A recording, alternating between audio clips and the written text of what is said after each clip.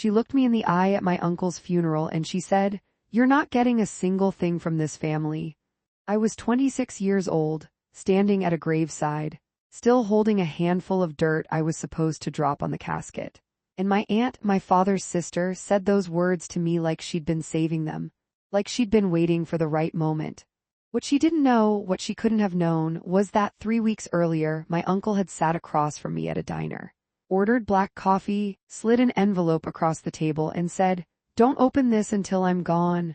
I know, stay with me, because this story has a twist that I still, to this day, cannot fully believe happened. And every single word of it is true. My uncle's name was Theodore James Calloway. Everyone called him Teddy. He was my father's older brother, 63 years old when he died, retired electrician, big hands, quiet voice. The kind of man who said very little, but when he spoke, you listened because you knew it meant something. He never married, never had children of his own. He had one sister-in-law, my Aunt Patricia, who married into the family 20 years ago when she wed my father's younger brother, Frank. Patricia is what I can only describe as a woman who treats family like a chess board. Every relationship calculated, every kindness with a condition attached. She had opinions about everything, who deserved what, who had earned what, who was worthy of the Calloway name. She did not think I was worthy. Why? Because my father, Teddy's beloved younger brother, had died 8 years earlier. And in Patricia's mind, when my father died, my branch of the family tree died with him. I was 22 when I lost my dad, 26 when I lost Uncle Teddy, 4 years, 2 funerals, and a woman at both of them who made sure I knew exactly where I stood. Let me tell you about the first will. Teddy had an estate worth roughly $340,000, a house he owned outright, investment accounts he'd been quietly building for 30 years, a life insurance policy, some savings, not a fortune, but a life's work, everything a man who lived simply and spent carefully had accumulated over 6 decades.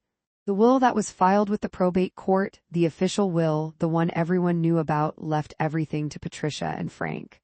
Not to me, not to anyone on my father's side. Patricia had made sure of that. See, in the years before Teddy died, Patricia had become his primary helper. Teddy's health had been declining, a heart condition, some mobility issues. Patricia drove him to appointments, helped manage his household, made herself indispensable, and somewhere along the way, I don't know exactly when, she had steered him toward an attorney she knew. And Teddy had signed a will that excluded me entirely. When the will was read, 3 weeks after his funeral, I sat in that attorney's office and I heard my name not mentioned once. Patricia sat across the room.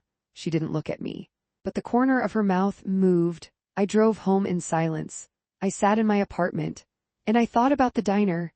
6 weeks before Teddy died, when he was in and out of the hospital, when we all knew time was running short, he had called me. Not Patricia, not Frank, me, he said, "Come have coffee with me, just you." We met at a diner 2 blocks from his house. A Tuesday morning. The place smelled like bacon and burnt coffee, and I remember thinking how strange it was that ordinary life just keeps going, people ordering eggs, waitresses refilling cups, while someone you love is disappearing. Teddy looked thin, his hands shook slightly around the mug. We talked for almost 2 hours, about my father, about what it had been like for Teddy to lose his little brother, about how he felt about the years that had passed. About me, my job, my apartment, whether I was doing okay. And then, near the end, he reached into his jacket pocket. He put a plain white envelope on the table between us. My name was written on the front, his handwriting. Careful and deliberate, like everything he did. He said, "I need you to keep this somewhere safe. Don't open it until I'm gone. And when I am gone, call this number before you do anything else." He slid a business card across the table with it. I looked at the card. It had a name on it. An attorney I didn't recognize. I said, "Teddy, what is this?" He wrapped both his big hands around his coffee mug. He said, "Just promise me." I promised. I kept that envelope in the drawer of my nightstand for 6 weeks. I thought about it every day. I did not open it. When Teddy died, on a Sunday evening, quietly in his own home, my first thought, after the grief, after the phone calls, after the fog of those first hours, was the envelope. I called the number on the business card the next morning. A man answered. His name was Elliot Marsh. He was an estate attorney. I said, "My name is, and my Uncle Theodore Calloway just passed. He gave me your card and told me to call you." There was a pause. Then Elliot Marsh said, "I've been expecting your call. Please come in as soon as you can and bring the envelope." I went to his office 2 days later. Elliot Marsh was a small, careful man, organized desk, spoke precisely. He asked me to open the envelope in front of him. Inside were two things. The first was a letter, handwritten from Teddy. The second was a document, a will. A second will, signed by Theodore James Calloway, dated 11 months before his death. I read the letter first. I'm not going to read it to you word for word. Some things are too private for that, but I will tell you what it said. It said that Teddy knew what Patricia had done. That he had allowed it, the first will, the one that excluded me, because at the time his health was failing and he was tired, and Patricia had made herself so embedded in his daily life that resistance felt impossible. But it said that he had never been at peace with it. It said that my father, his little brother, had been the person he loved most in the world, and that I was my father's daughter, and that my father's daughter deserved to know she had not been forgotten. It said he was sorry it took him so long. It said he loved me. The second will, Elliot Marsh had drawn it up in his office with 2 independent witnesses. With a full capacity evaluation, a formal process confirming that Teddy was of sound mind at the time of signing. Everything documented, everything clean, everything unassailable. The second will left me the house on Calloway Street. $340,000 in property. The house Teddy had owned outright. The house where he and my father had grown up. The house where I had spent childhood summers. The house with the cracked step on the back porch that nobody ever fixed and everybody just knew to step over. That house was mine. I need to tell you what happened next, because it didn't just go smoothly. Nothing with Patricia ever went smoothly. When the second will was filed with the probate court, when Elliot Marsh formally introduced it as a competing document, Patricia lost her composure for the first time I had ever seen. She challenged it immediately. Her attorney argued that the second will was fraudulent, that Teddy had not been of sound mind, that I had manipulated him, a dying man, into changing his estate plans. That last accusation, that I had manipulated him, after everything her family had done, I cannot describe what that felt like. But I kept myself together, because Elliot Marsh had been preparing for exactly this. The capacity evaluation Elliot had conducted was thorough. A licensed neuropsychologist had assessed Teddy at the time of signing. The documentation was detailed and specific. Teddy had scored well above the threshold for legal capacity. He had understood what he owned, who his beneficiaries were, and the full implications of the document. There were also 2 witnesses, both independent, both unconnected to either party, who had been present at the signing and submitted sworn statements. And there was one more thing. Elliot had recorded the signing with Teddy's explicit consent on video.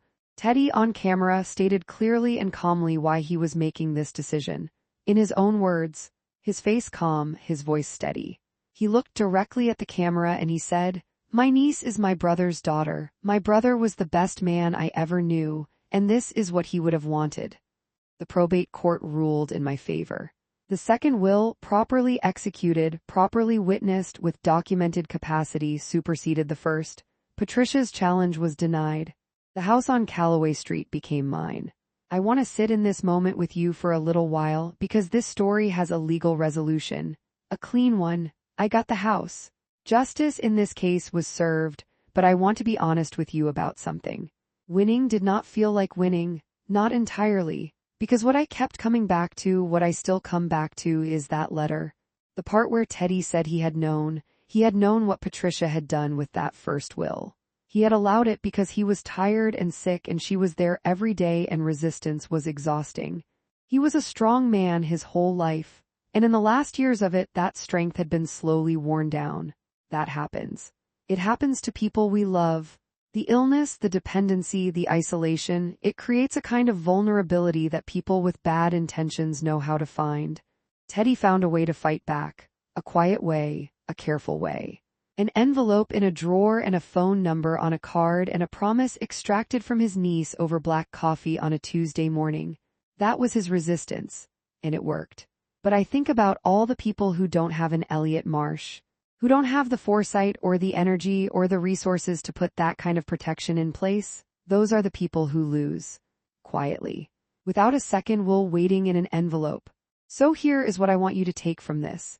If you have an elderly relative, a parent, an aunt, an uncle, a grandparent, and someone has inserted themselves as the primary caretaker and gatekeeper of that person's life, pay attention, visit independently, call independently, make sure you have a direct relationship with that person, not mediated through whoever has appointed themselves the helper. If your relative has significant assets, a house, savings, investments, make sure they have an independent attorney, one they chose, one no one else introduced them to. Ask questions gently, lovingly about their wishes.